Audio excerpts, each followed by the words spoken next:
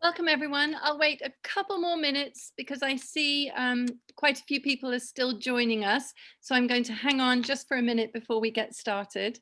But it was really a wonderful surprise to have so much interest from our community. And we're always excited to see everyone's faces.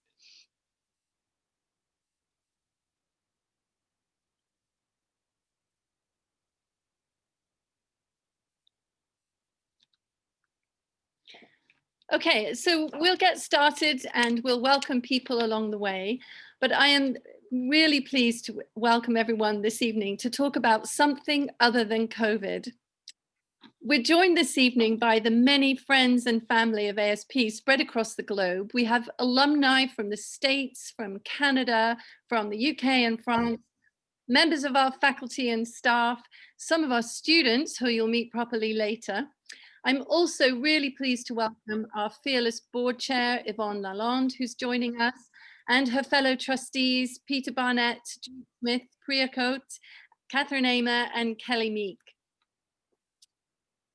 We're all here because we care very much about what the future holds for our children. And we care and are extremely interested in how systems of education can best prepare them to meet it with courage, with competence, and with success. We also hope that they will, in their turn, have an incredibly positive impact on everything that will happen in the future. ASP prides itself in being at the forefront of innovation and change in education. So I'm especially honored to welcome an expert in this field to talk to us this evening. We have Mr. Andreas Schleicher, who is the Director for Education and Skills at the OECD. He initiated and oversees the Program for International Student Assessment, probably more widely known as PISA, and other international instruments that have created a global platform for policymakers, researchers, and educators across the globe. People who are able then to collaborate, to innovate, and transform educational policies and practice. We're thrilled that you are here with us tonight, Andreas, so I hand over the floor to you.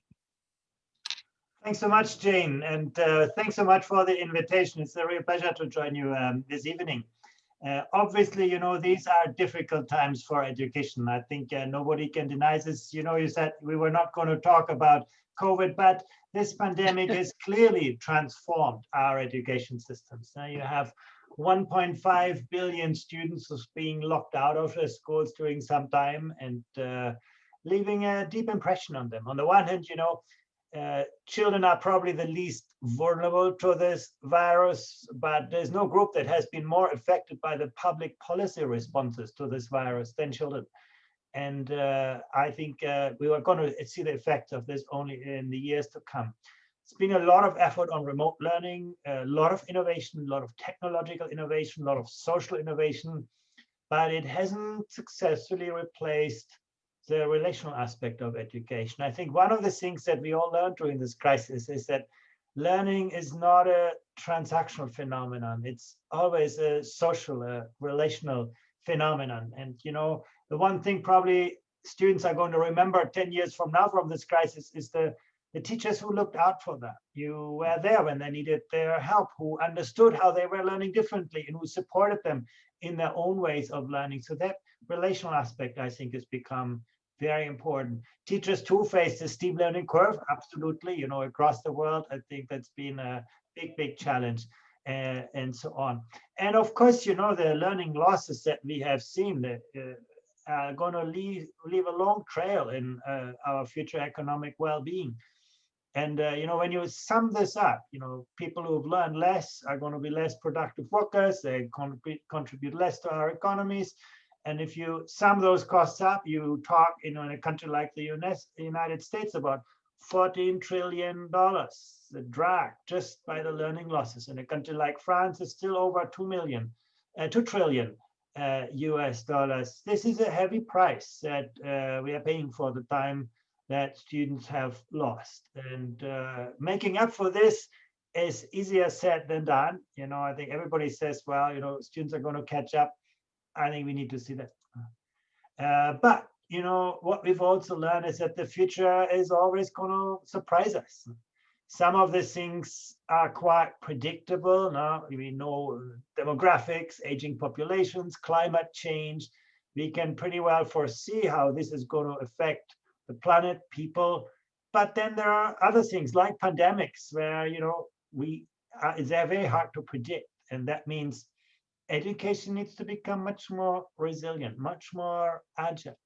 We have these very heavy kind of industrial school systems that educate everybody in the same way. And probably the time for that is is over, really. We need to think about the future, and we need to think also in terms of alternative futures. Nobody can predict what's going to happen tomorrow, but I think we can think more carefully about different alternative futures, the kind of things that could be happening, the kind of futures that we want to see in education, the kind of knowledge, skills, attitudes, values that we want education to build. And I think that discussion in itself is very important. Well, some people say, schooling is just going to continue. Basically, we will improve, refine, further develop, and despite the pandemic. A lot of people will say, oh, well, things are going to go back to normal pretty soon. And it is quite possible that that is the case. And in fact, when you look over the last decades, there's been remarkably little change in education. I show you here the kind of technological trends that we have seen, a huge change in the environment around us. In 2006, when we did our third PISA assessment, looking at learning outcomes, they were just, that was the year before the iPhone was invented. And now we have artificial intelligence, robotics, cloud computing, social media, fundamentally changing the world around us. In 2000, when we looked first time at the comparative performance of education systems through PISA, reading was a very different construct. Reading was mainly about extracting text from carefully curated sources. When you read a school book, you could assume somebody has very carefully written what is in there. When you read a newspaper, you knew that there was a journalist who had thought about what they were writing, even if you don't agree with that. When you didn't know the answer to a question, you could look it up in an encyclopedia and you could trust the answer to be true. Well, in the year 2020, if you look up things on Google, you get 10,000 answers, and nobody's going to tell you what is right and what is wrong, what is true and what is not true. Literacy is no longer about extracting information. It's about constructing knowledge, a very different skill set. And when you look at the red line, our education systems have not captured this over the last 20 years. They're teaching literacy in more or less the same way as we did. And the most significant number is this, on average across the industrialized countries in the OECD, these are the wealthy systems. Now, we have only 1 in 10 students who could reliably distinguish a fact from an opinion. And now you can say, well, that's better than in the year 2000 when it was just 7%. But once again, we live in this totally different world where what once used to be an optional extra has become sort of the core of being, an informed citizen today. So the gap between what our societies, our economies need and what education provides has not become smaller, has become bigger. And, some people say it's all a question of money, but, money only works up to a point. Here I show you the relationship between the learning outcomes, the quality of learning on the vertical axis, and the amount of money that we spend per student.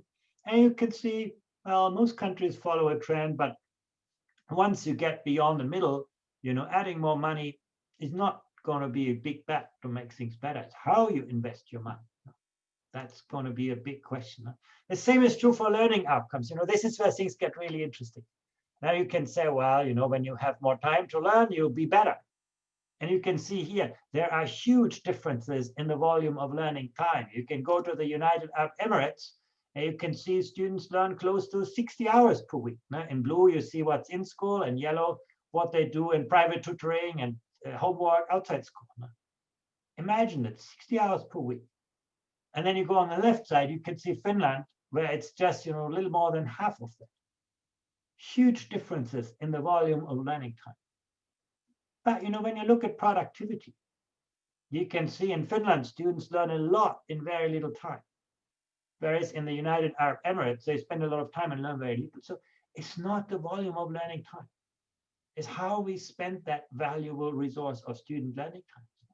And you can make the same argument for, the United States, where you can say, well, actually, school days are not very short, but they're not used as productively as they could be. France looks a little better, but still, I think we can raise productivity, use the time of students better, more productively. So, the good thing is that nobody wants to go back to that model of schooling. We did a very interesting survey in May of countries, in the middle of the pandemic. How do you see the future of your school? And you can see only 22% of schools wanted to go back to where they came from. Most of the schools, look at the yellow one, we're looking to hybrid models of learning. They're integrating the virtual world, the real world. And if you do that well, you arrive at a very different model of learning. It's not about, you do one course online and then the other course, on site. No, it's about understanding how different students learn differently and finding, what's going to serve them best. How do I integrate the digital world, the real world in a creative way? Huge challenges, but that's what education systems aspire to. That's the new normal, at least in the idea. You can see even, 15% seeing classroom teaching conducted in outdoor spaces. Now, it's safer in a kind of pandemic like this, and actually it's open also new opportunities. Schools are often very good at keeping students inside and the rest of the world outside. Now is the time actually to open up some of those barriers. So I found this survey really interesting and encouraging that, some systems were looking outwards. But again, are we ready for this? When you look at technology, the first thing that you need is a kind of online learning platform where you can actually connect teachers, connect students. In a country like the United States, that's typically available for schools, not as good as, in countries like Singapore or the coastal areas of China, but, it's quite well positioned. But if you look to France, that's still a novel experience. You have only about a third of schools who have those platforms available in this pandemic. It's very hard to develop scratch. And, that's just the start. The bigger challenge is, do teachers have the skills to actually make sense out of technology in the classroom? And here you can see, well, again, you have some systems like, China, Singapore, where there's a long tradition where technology has always been a big part of teaching and learning. But, both the US and France are countries that still have a long way to go to get their teachers ready for the digital world. So it's easy to talk about, really hard to make hybrid learning really work well. That's why the status quo in education still has many protectors. We have to be honest about that. Some people say, well, education is going to be totally disrupted, totally outsourced. Parents are going to look for other solutions, learning at home, learning in different kind of environments, learning with private providers is one scenario. I think we should, look at what it means, what it implies for quality, for equity, for inclusion. But again, I think this is an alternative future we should be looking to. Or, maybe we're going to see what we have seen in countries like Estonia, Finland, that schools are going to do much more than learning. They become sort of learning hubs, social hubs. They become the center of our society. Actually, if you look, hundreds of years backwards, that's what schools used to be. But then they became more and more learning factories. They take actually many of their social functions were, delegated to other institutions. Maybe we're going to go back to this kind of environment where schools are taking much more holistically care of young people. And we're seeing that emerging in some education systems. I think the pandemic has really shown, the best teachers during this pandemic were teachers who were not only good instructors, but who were also good social workers, good coaches, good mentors, good facilitators, good evaluators, who took on a much broader range of responsibilities vis-a-vis students. And if you look at the United States or France, teachers typically have actually quite limited time for other things than teaching. That would be totally different in Japan, in Finland, in Estonia, in China, where teachers spend the majority of their time outside the classroom with students, with parents, with other teachers. So again, maybe we're going to see a future that is different in that sense. Or, maybe one day We all learn as we go, throughout our lives, through various sources, various means. The kind of institutional frameworks will dissipate. Nobody knows the answer, but I do think, we should be thinking harder about alternative futures and what they mean and what they imply for our lives, for our work, for our future. Our schools today is going to be our society tomorrow. That is very clear. So thinking about those futures is very important. And once again, the future will continue to surprise us. That is the one thing that is certain. If you think just about, once more technology, technology has been incredibly democratizing. Everybody can contribute, collaborate, but it's also concentrating power at a rate we've never seen before. Putting people into echo chambers. You talk to people who, think like you, look like you, work like you. It's actually harder to experience that kind of diversity. Technology has been incredibly particularizing. The smallest voice can be heard everywhere. You post something on Twitter and the world can follow you. But it's also become incredibly homogenized, squashing individual differences, cultural uniqueness. Questions around identity, agency are getting to the forefront of education. Technology is incredibly empowering. The most successful companies these days, they have the product before they have the money. They are basically created by a big idea, not by a big industry. That's the great part of it. But, the other side of the coin is that we are becoming very rapidly the slaves of algorithms who tell us, when to turn left and right and what to think and what to do and even what to feel. So where you stand on this slide has a lot to do with what's going on in schools, the attitudes, the values, the knowledge, the skills that we foster. So we need to think harder about those kinds of forces now. The firms around us, digital platforms are changing the economy. You no longer know who is a big company or a small company. Some companies with very few employees have a huge global footprint. You no longer know who is the customer and who is the provider. Peer-to-peer markets are the dominant firms. And you can actually see, this is very interesting, the better your skills, the less likely you see risks of automation killing your jobs. So that's also something I think very, very important to remember, that basically is our social future, it's our economic future. The kind of things that are easy to teach, easy to test, they've also become easy to digitize, to automate. The arrival of artificial intelligence pushes us to think much harder about what makes us human. How do we complement, not substitute, the artificial intelligence we've created by our computers? Look at this chart. This is actually taken from the American labor market. Now we have seen a decline in the demand for manual skills. This is because robots are taking over whole factories. But the steepest decline is in the red line. It's not on manual skills. It's what we call routine cognitive skills. Trying to memorize something and expecting that's going to help you later in life. It works less and less well because that is what machines do so incredibly faster. When you look at the rising lines, what we call non-routine analytic skills. Can you solve complex problems? Can you think creatively? Can you analyze critically? But look at the green line, social skills. They are always on the margins of our thinking in school. We talk a lot about social skills, but then at the end of the school year, we put students behind individual desks and try to see whether you're better than your neighbor. So this idea of social skills, they're becoming very, very central and important in our societies, but in our school curricula, they're still an optional extra. In one of our PISA assessments in 2015, we tested collaborative problem solving. We wanted to see not just, how well do students solve problems individually, but how well do they work together in solving problems. And when we got the results, many teachers, many schools, many educators, many policymakers said, oh, how interesting, but we're not supposed to teach those things. We're not supposed to, that's not part of our curriculum. So you can't really evaluate schools and students on those things. Yeah, but life is going to evaluate you on your capacity to solve problems with other people who are different from you.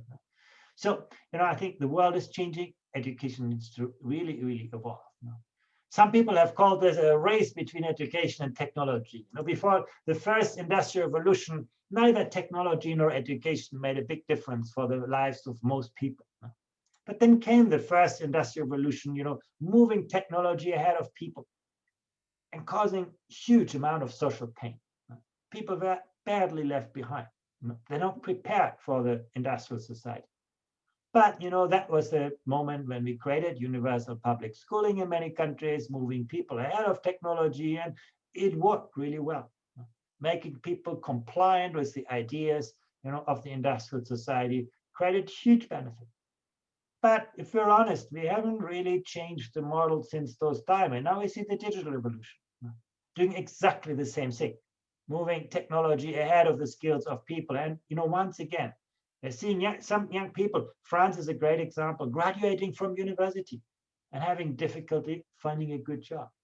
And at the very same time, employers say, we cannot find the people with the skills they need.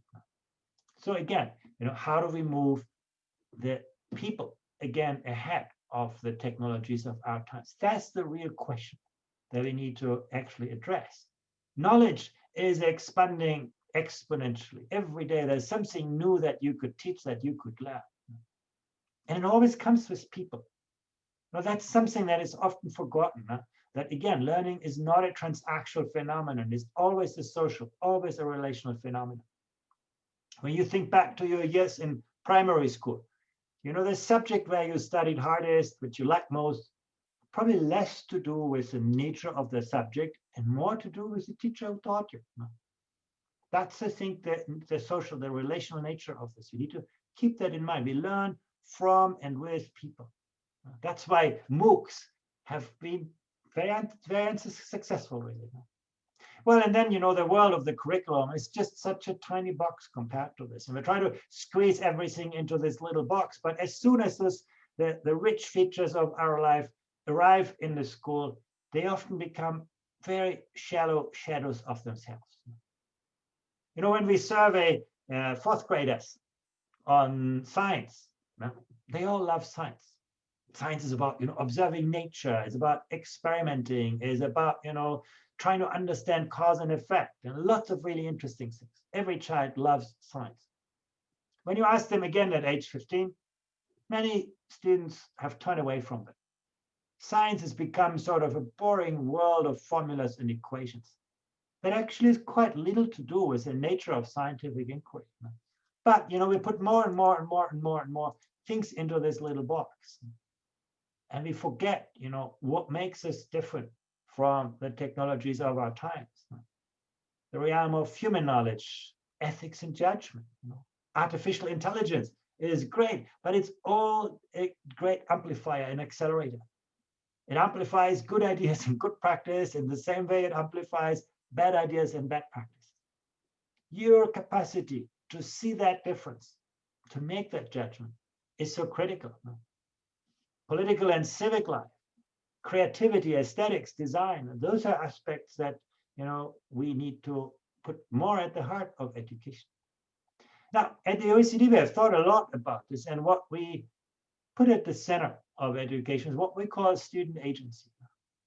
Making learning less a passive experience where students are consumers to one where learning is co-constructed, where students have a very, very active role in learning. Because again, if you want people who become lifelong learners, who will continue to expand their horizon in life, they need to develop those kinds of strategies early on in their lives. If they just accumulate subject matter knowledge, the day they leave school, they're not going to continue to expand their horizon. They're going to be left very quickly behind.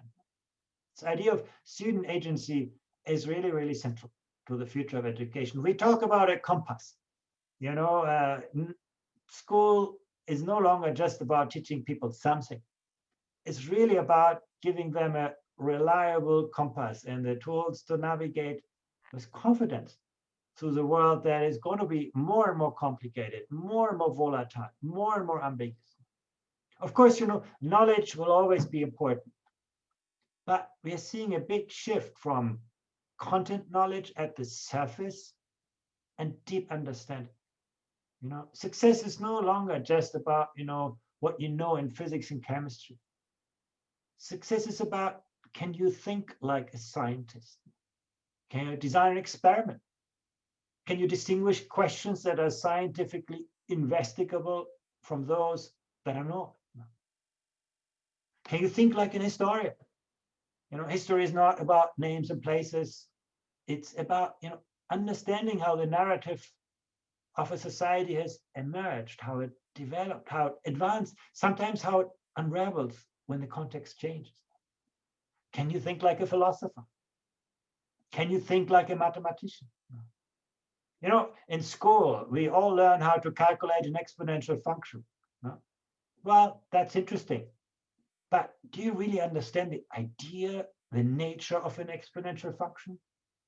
Well, if we would have sent, 3,000 people to find the corona pandemic when it broke out, not 300. We have a hard time as humans. We are used to linear spaces. Time is linear, space is linear. This is where we feel comfortable. But the world of mathematics opens up entirely new ways of thinking, to understand phenomena that work in exponential terms, like, the spread of a pandemic, or like how nature grows. But again, we're not giving enough emphasis to this. We spend too much time teaching knowledge at the surface, making our learning a mile wide, but just an inch deep, rather than teaching deep conceptual understanding. The moment I understood this is when I looked at classrooms all around the world. You go to high-performing education systems. In a mathematics lesson, they teach, in a lesson, one subject, one concept in a lesson at most. Students will look at this concept through so many different lenses and shades and perspectives that at the end of that lesson, they may not know the mechanics of all of this. That's what they often do at home. But they understood this idea. While in countries that are doing only so-so, students learn, they do thousands of equations where they calculate it and drill the routines and learn the practices, but often they lose out in conceptual understanding. So this shift from, content knowledge to deep epistemic understanding. Also, being able to think across the boundaries of subject matter disciplines is so important. That's why, project-based learning experiences where teachers from different subjects work together to frame interesting lesson scenarios has become so important. Because, again, innovation is not just about you being great in one area of specialization.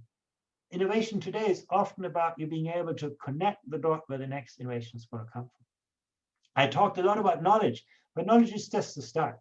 The world no longer rewards you just for what you know. Now, Google knows everything. The world rewards you for what you can do with what you know. Skills. And when we talk about skills, we quickly turn to cognitive skills, creativity, critical thinking. But we need to pay more attention to social and emotional skills, courage, empathy, leadership. And actually, school is a great place to give more emphasis to them. Sometimes not the academic disciplines. But we can look at the arts, we can look at sports, we can look at many, many aspects in school life that actually allow us to foster, those kinds of skills. If you ask me, what are the most transformative competencies? Our capacity to create value, our capacity to navigate ambiguity, to manage and resolve tensions and dilemmas, and last but not least, our capacity to mobilize cognitive, social, and emotional resources. Now, that's the theory. If you look at reality, reality is still quite far away from this. You can see here, teachers are very comfortable to provide clear instruction. 90% say I explain to students what I expect them to learn. Over 80% say I explain how new and old topics are related. I set goals at the beginning of instruction. But when you look at, I give tasks that require students to think critically, below 60%. I have students work in small groups to come up with a solution, 50%. I let students solve complex tasks, 45%. I present tasks for which there is no obvious solution, 1/3. I give students projects that require at least 1 week to complete, less than 30%. So you can see the gap between what the future requires and what currently happens is still very, very large. Here I show you something really interesting that really struck me when we took out the last PISA assessment. I showed you before, money is not a great predictor for success of an education system.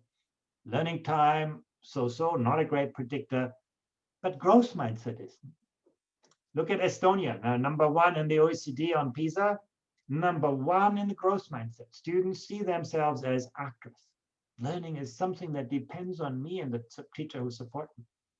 You go to Indonesia, a country that struggles on PISA, and students believe mainly that, the world is fixed. My success will depend on my genes, my parents, all the things I cannot change. So where schools are really good at helping students develop a growth mindset, education systems consistently perform better.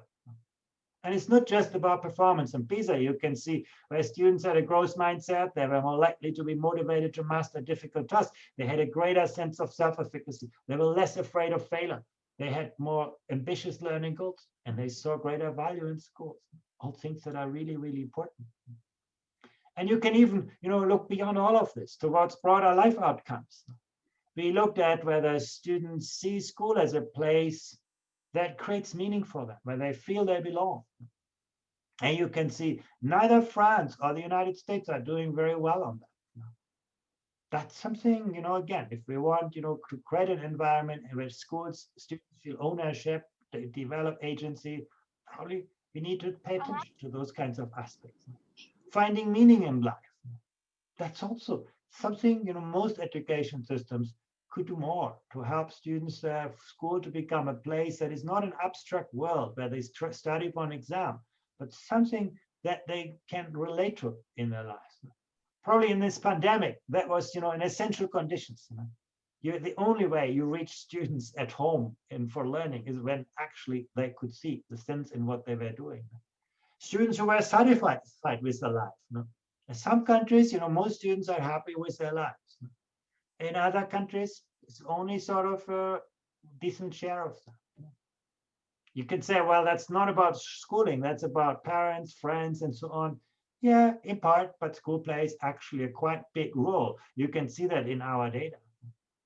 You can see, for example, the level of teacher support has to do with this, and it varies across countries. In the United States, students feel that teachers generally be supportive.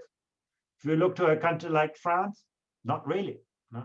Teachers teach me something, but I don't really feel that they help me when I really need help. These things are important. No. Teacher enthusiasm. No. Is the teacher really having a passion for what they teach, how they teach? No. Varies hugely across countries.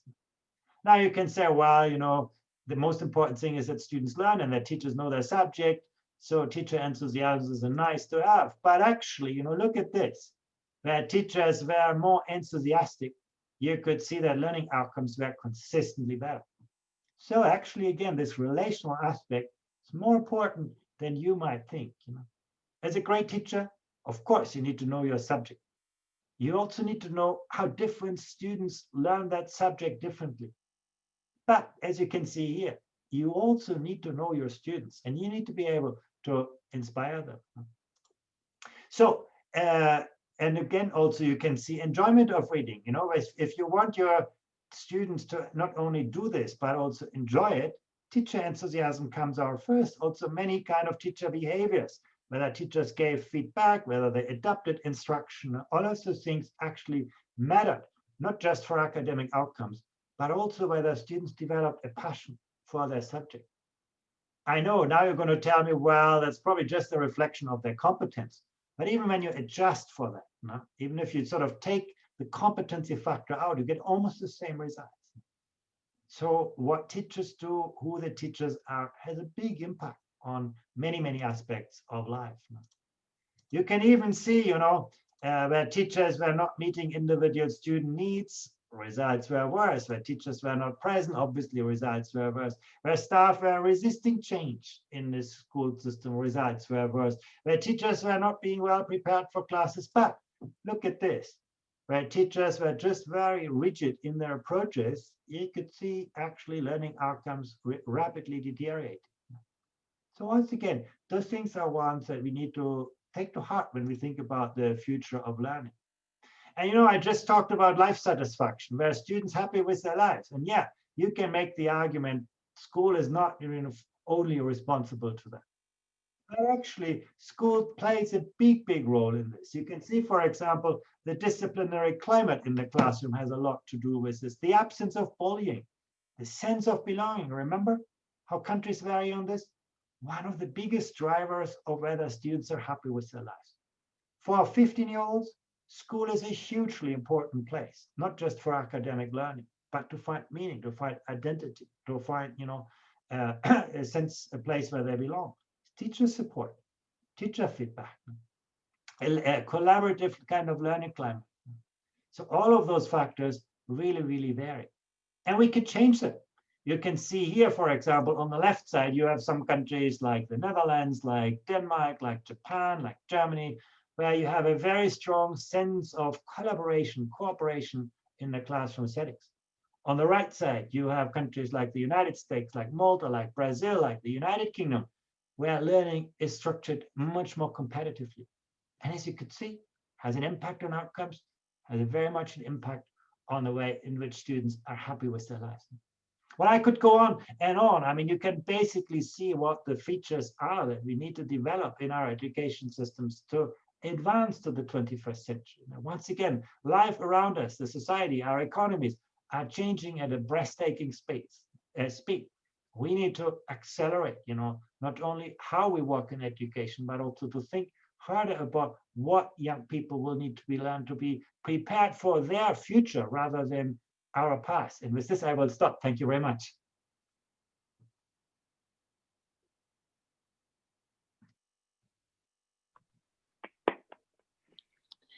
Thank you so much, Andreas. I'm not sure if anyone could see me. I think I spent your entire talk nodding furiously and smiling.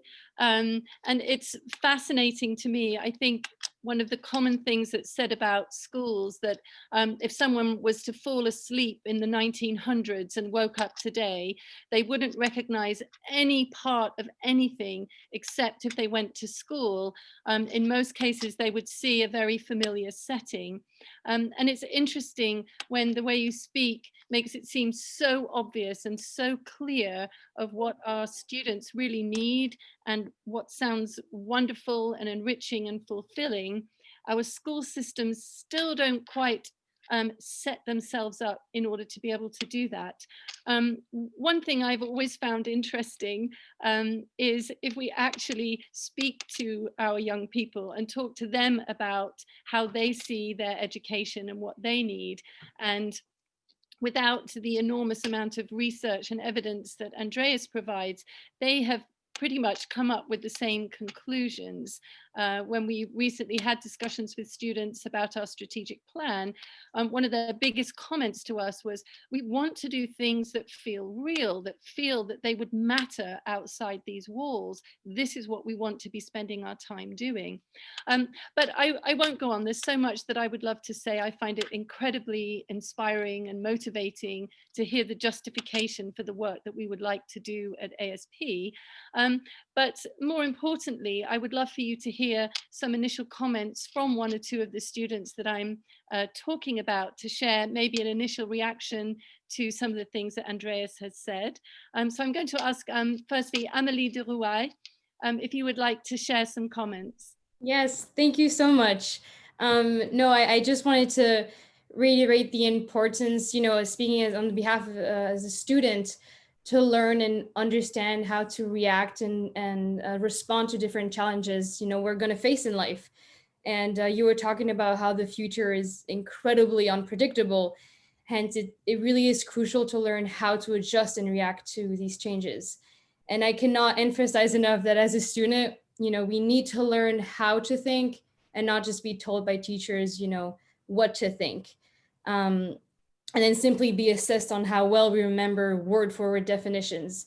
And I have had the chance, to have incredible teachers that have truly taught me crucial values. I mean, some teachers have inspired me and ignited a new passion within me when I wasn't, necessarily talented, or, I wasn't very, looking forward, at the start of, of each class, but they really have ignited, a new passion in me. And, but unfortunately, I know that's not the case for everyone, and not all teachers are like that. So changing the educational system, as we all know, is not the easiest progress to make, because the issue is within institutes and schools and universities and even governments. So I believe the question we really need to be constantly asking ourselves is, if change is the new normal, then how do we come around to get that change? How do we change and improve all these systems? But yes, thank you very much for your talk. Thank you, Emily. And another student we have here this evening is Emma Logmo Ngog. Emma, would you like to add some comments to the conversation?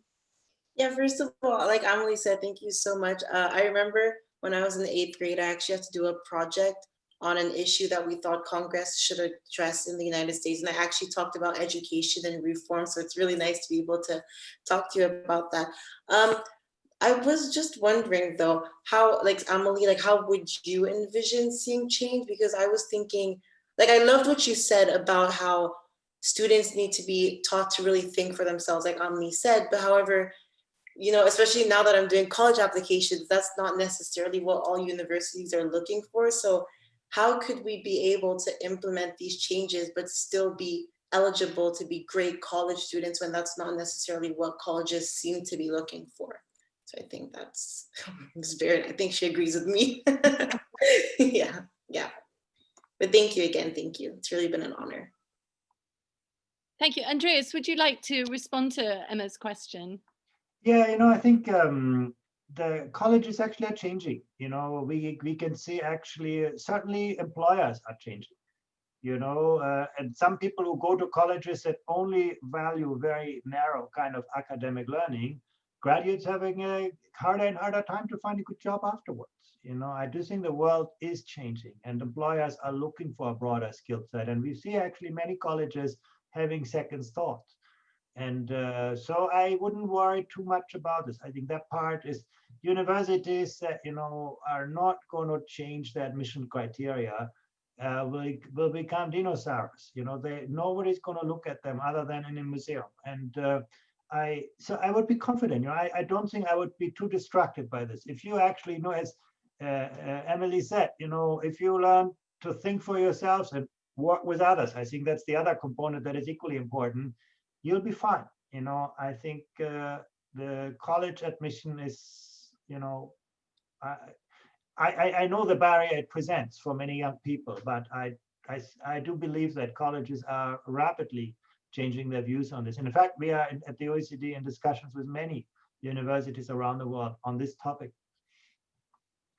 Thank you, Andreas. And just to hear from our final student this evening, and then we'll open the floor to parents and friends. Jake, would you like to add some comments? Sure, I would love to. So just to kind of reiterate what Amelie and Emma both said, thank you so much for sharing your expertise with us today. So I was kind of particularly drawn in by what you had to say about the necessity of human interaction to education and to school.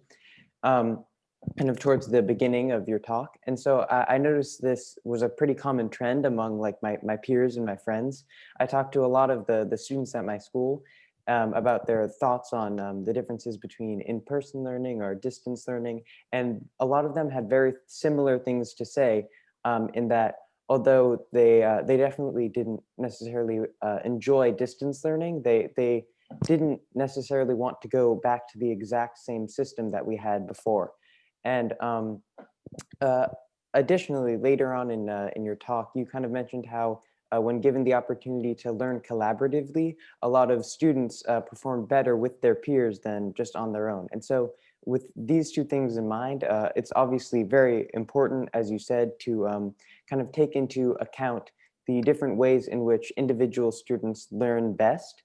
And so I was just wondering if I could ask, if you believe that each student should kind of be able to shape their own learning path and like decide how what their learning experience should look like, or if that is something that should more be decided by the school as a general kind of all-encompassing system.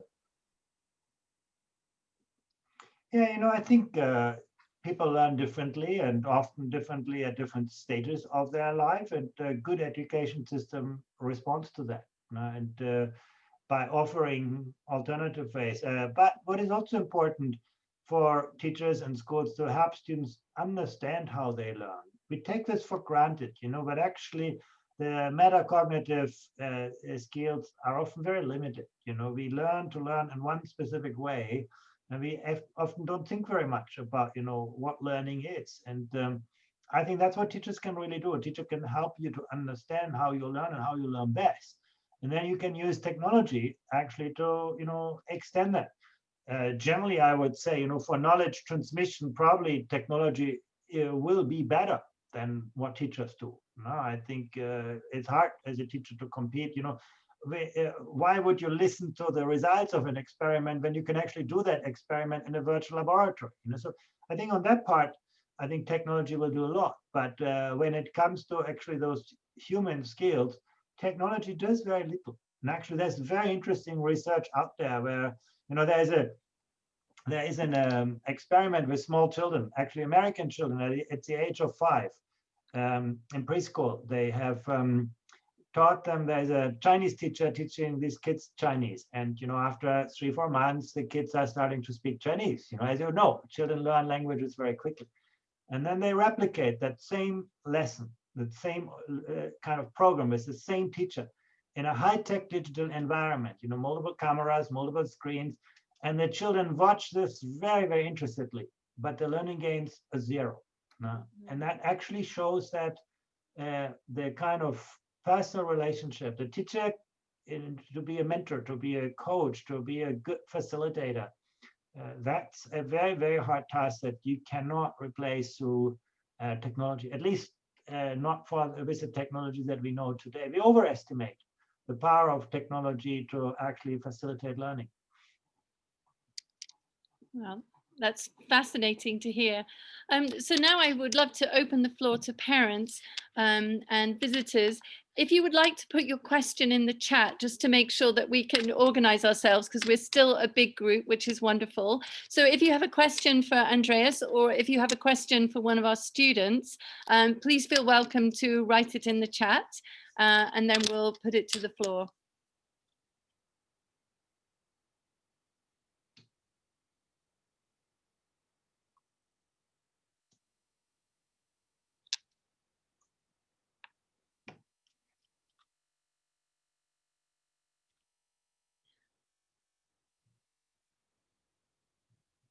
Well, we're waiting for people to find the chat and write their questions.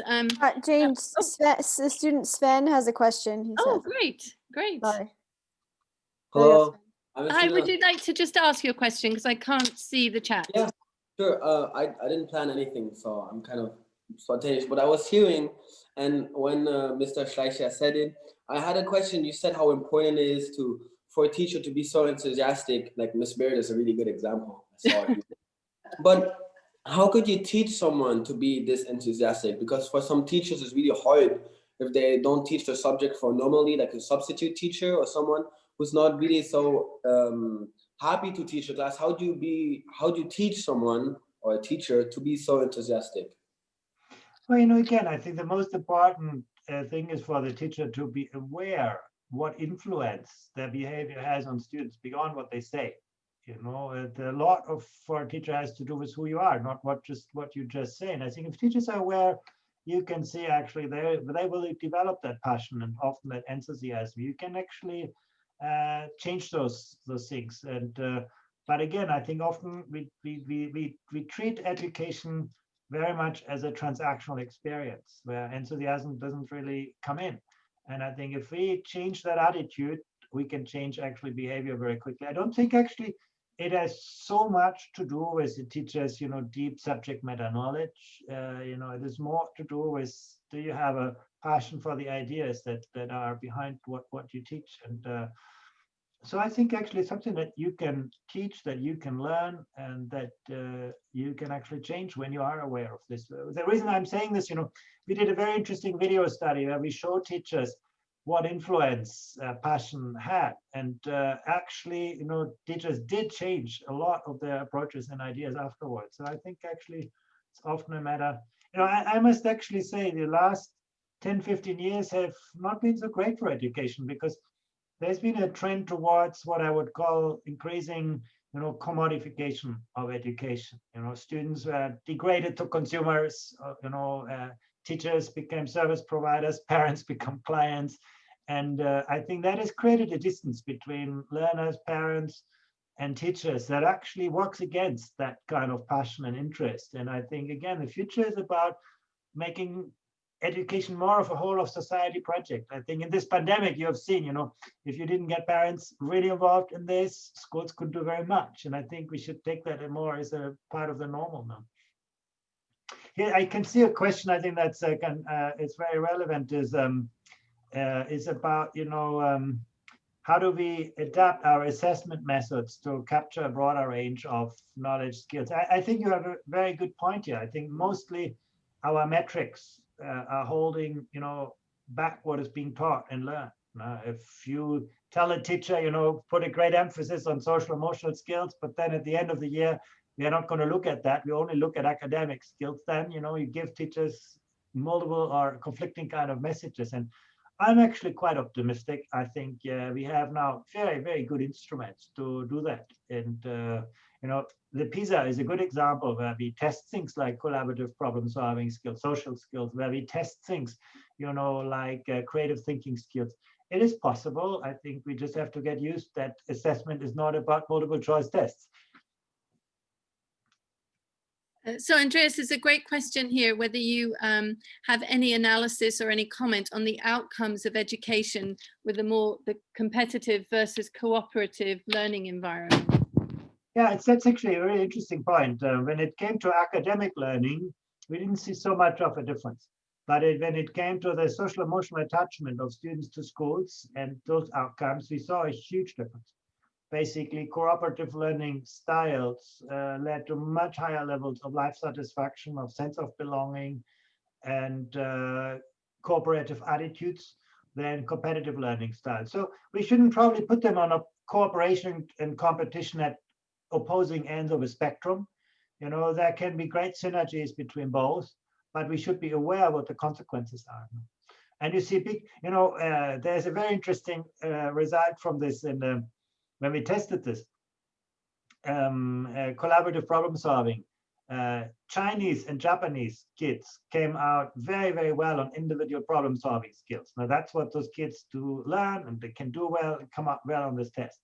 When we tested collaborative problem solving skills, the Japanese did even better on that, and the Chinese did very poorly on that. And so you ask yourself, how can that be? The cultures of those countries are not so different. But then, when you visit schools in both China and Japan, you understand the difference. You go to a Japanese school, almost anything is about collaboration. Students will work in groups, teachers will always encourage, group solutions and all of this. If you go to a Chinese school, everything is about competition. So actually what we do in school makes a difference in terms of those kinds of attitudes. And those attitudes then have an impact on both cognitive and social outcomes.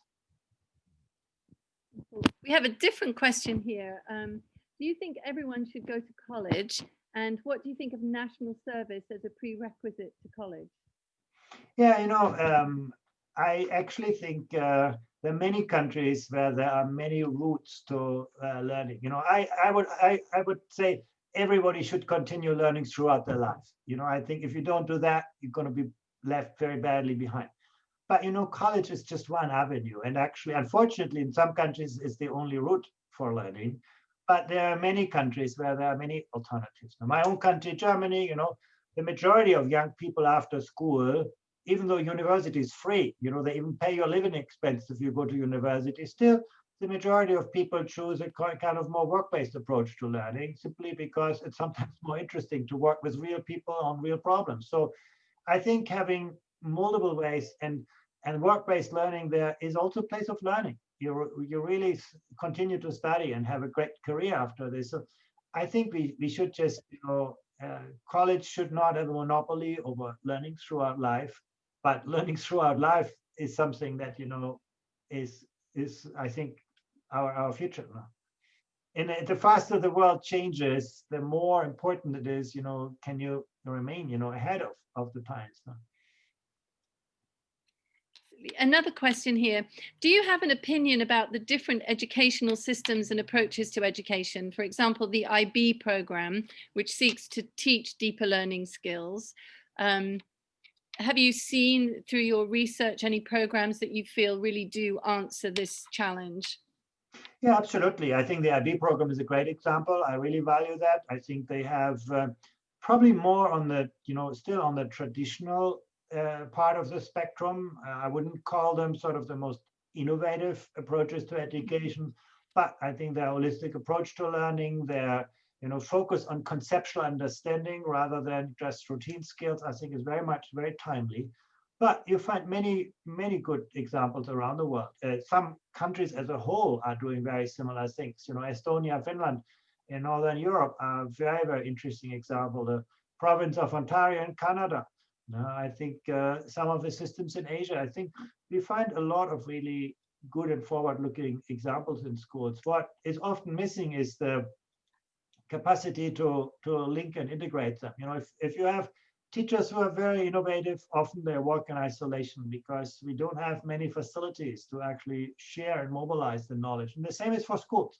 You can have a school that is amazing, and you go a few hundred meters further and you find a school that is in the same social context, delivering just so results. We are not very good in sharing good practice, and we are spending too much time to push ideas into schools and too little time to find good ideas and scale and spread those ideas. That perhaps gives a good introduction to another question, which is broader, related to how long do you think it will take to effectuate really a significant change in pedagogical practice and strategies? Well, that depends really. And I think it depends very much on the frontline capacity of an education system.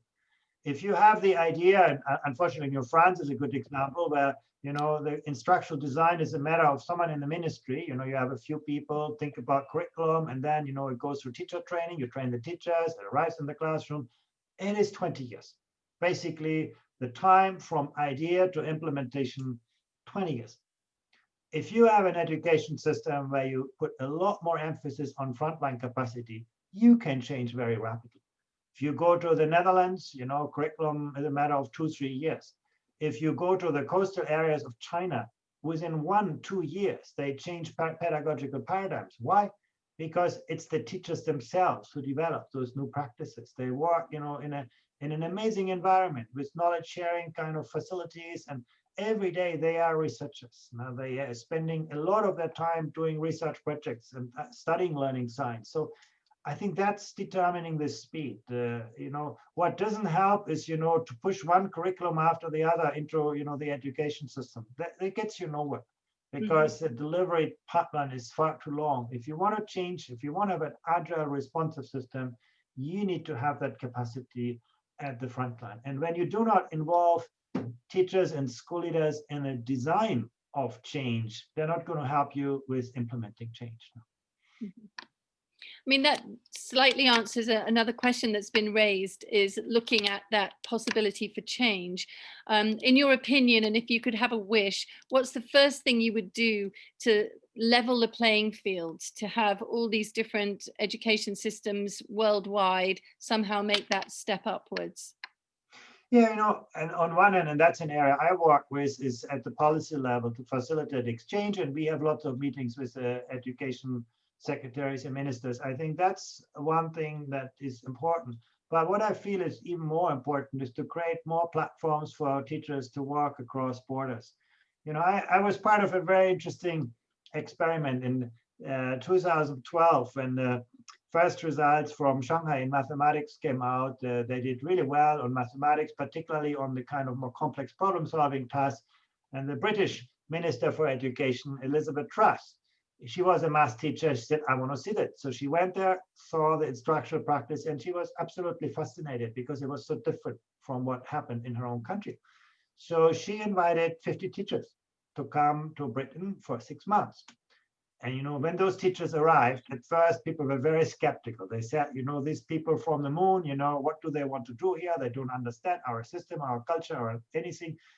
And but then, when they saw actually how those people work, people started to listen, to watch with interest. And actually, this project, which was only last for 6 months, is now more than 6 years old. And basically, it's become a big transformer of educational practice. Not because one way is better than another, but simply because people can look at themselves with an outside lens. Many things that we do in school are ones that we do because we have always done them like this, and the people around us doing them in similar ways. Once you actually look outwards, you actually see a very different kind of perspective. And I think we need a global kind of profession. In other fields, it works much better. I started my career in medical industry, and there, medical practitioners work very well across borders, and they share experience. They, expect their life, their work to be transformed by new understandings. I think in education we can learn from that. I think we are too much trapped in our own ideas, our own beliefs, our own traditions, and we don't pay enough attention. So I think my wish would really be to not just have exchange at the top level of the system, but more professional engagement across schools and even countries. And to build on that, we have a question here asking you to describe what you feel the best schools of the future will look like. Yeah, that's a really interesting question. I don't have a clear answer for this, but what I say is, those schools will every day think about the what question, not just the how question. They will not just think about the pedagogies, teaching strategies. They will ask themselves every day, how has the world changed? What attitudes, values, knowledge, and skills do our students need? I think their question is very present in the minds of the schools. And they will actually design the learning environments around that question. And they will think about the work organization as a function of this, rather than say, well, we have structures and schools, and then we think about the content. No, they will actually think about how do we configure the people, the places, the time, the technology to foster those kinds of learning environment. And the School of the Future, I think, is an open place with many bridges to the real world that actually, brings the real world into schools and schools students outside into the real world. So I think, but it's not so theoretical. Actually, I visit a lot of schools. My greatest fortune is I've been in schools in over 65 countries, and I actually think you can see a lot of that happening already. Oh, that's fantastic. And a partner question to that, given that this seems very compelling, what would you say is the biggest obstacle to change in countries like the United States, Canada, and France? Well, I think the challenge is actually quite different in each of those countries. In a country like the United States, it's probably the absence of what I would call a school system. You have just a lot of isolated schools struggling for themselves. There's not much of a kind of idea that unites teachers and unites schools, where this idea is it's all about industrial interests. Teacher unions fight for better salaries and things like this. But a few years ago, I was involved in the establishment, of an attempt to create a kind of common curriculum, the Common Core standards, and that proved so difficult. It was amazing to me to see that schools found it so difficult to develop a kind of common, or the education system found it so difficult to develop a common set of ideas of what education should be about. I do think that's the most important question a society can ask itself. And when you have that kind of shared vision, everything becomes easier. So that would be my answer there. In the case of France, it's almost the inverse. You have a very strong, almost sclerotic kind of structure that makes it very, very hard for people at the front line to do things differently. Now you have teachers, and you can see that when you ask school leaders in France about change, they basically say, "Oh, I can't do this, I can't do that." Sometimes it's actually not even true. Sometimes school leaders could do a lot of things, and they still feel disempowered. So I think there you need almost more of an empowerment. But I think the kind of obstacles are very different. But there's some obstacles I think that education systems share and that are really hard to deal with. And I must say, one obstacle are often we as parents. We get very anxious when our children no longer learn things that were terribly important for us. We keep sort of learning prisoners of the past. We get even more anxious when they do learn things that we no longer understand. Yeah. So I think, and that's a very, very, powerful force in education that works on the children, works on the teachers, works on the school system. Teachers are often teaching more that how they were taught than how they were taught to teach. So pedagogy is something that is deeply ingrained, not reflective. So it's harder to change. And then, as a policymaker, you can lose an election over education when something goes wrong, but you don't win an election over education because it takes so much time to translate good ideas into better outcomes. So if you do a great job, you're not going to see the results of this. I think that makes education hard to change in general. But at the same time, there are many good examples where education advances very, very rapidly. So I think we should, take those examples and learn from them. Thank you. We have another question here. Do you see value in co-creation between the education system and the corporate world?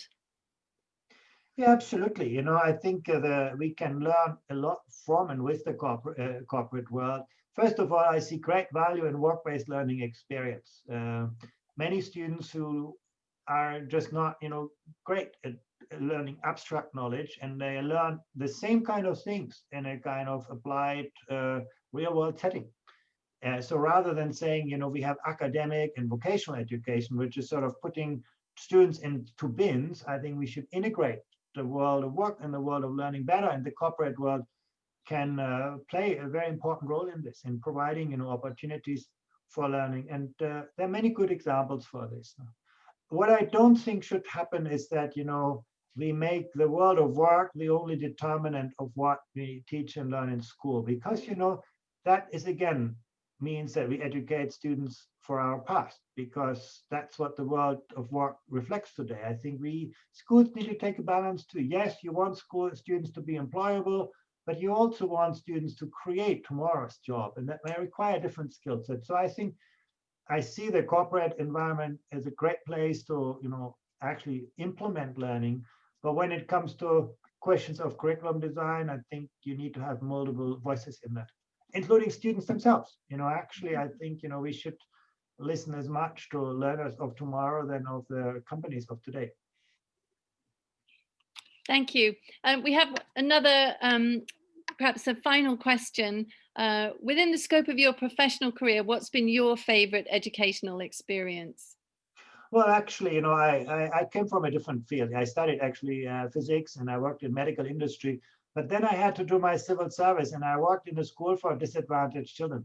And it was a totally eye-opening experience. I never actually thought about school before that. I did school, but I never thought about school. But suddenly I saw, how much difference do teachers make? Many of the children in that school were there simply because they had grown up in the wrong place.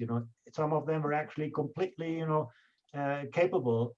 And I've seen really how transformative the learning environment can be. And that, since then I have reoriented my career. So, at the beginning I thought, oh, I have to do this as a civil service instead of the military service. But then actually it was a great experience. Wonderful. It seems like we've come to the end of the questions, and I'm sure everyone will leave this evening with many more. And I would like, absolutely from my heart and on behalf of everyone, to thank you so much, Andreas. It's been really a really extraordinary amount of thoughts and information for us to process. And I really feel for us as a community, a call to action. I'm hearing what you're saying about the way education must transform is really through collaboration. And the other message, I think, for all of us here, we have our board of trustees here, we have parents, we have faculty members and students too, of the need for courage in really facing what is truly needed and having the courage to let go of our safety nets and the things that we thought when we were younger or different were the right thing to do. So I hope that everyone is feeling inspired with the same need to really look at what we do and feel affirmed in some of the tentative ways we're exploring the ideas that you suggest. So just to finish, really from all of us, Andreas, thank you. I would like to say thank you to our students for being with us this evening. It's so important to hear your thoughts, and for parents who probably never get to hear their children really speak in the way that they do to us, you would be so proud and impressed and amazed by the depth of their thinking and the amount that they can offer to us as adults and educators in what needs to happen. And finally, I'd like to say a big thank you to Aaron Hubbard, who is the person who suggested that we do this, and of course our advancement team who organized it. So thank you again to Andreas, and thank you to everyone for this wonderful evening. Thank you.